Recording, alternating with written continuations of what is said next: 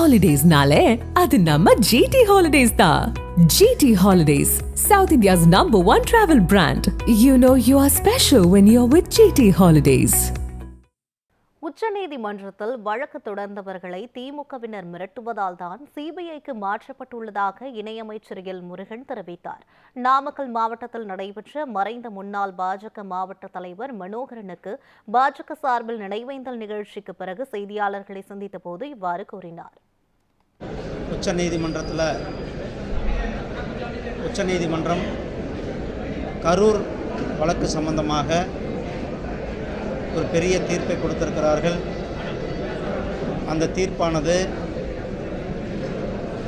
கரூர் சம்பந்தமான வழக்கை சிபிஐ விசாரிக்க வேண்டும் என்று உச்சநீதிமன்றம் உத்தரவிட்டிருக்கிறது. அதுவும் ஓய்வு பெற்ற உச்சநீதிமன்ற நீதிபதியினுடைய குழுவின் மேற்பார்வையில் நடத்தப்பட வேண்டும் என்பது அதில் ஏன்னா மக்கள் அந்த பகுதி மக்கள் சொல்கிறாங்க. அதில் பல்வேறு உண்மைகள் புதைக்கப்பட்டிருக்கிறது.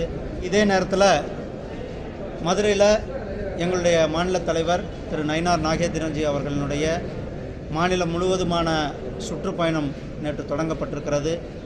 29ஆம் தேதி அன்றைக்கு நம்மளுடைய நாமக்கல்லுக்கும் வர இருக்கிறார்கள். இந்த சுற்றுப்பயணம் தமிழகத்தில் திமுக ஆட்சியை வீட்டுக்கு அனுப்புகின்ற சுற்றுப்பயணமாக இருக்கும்.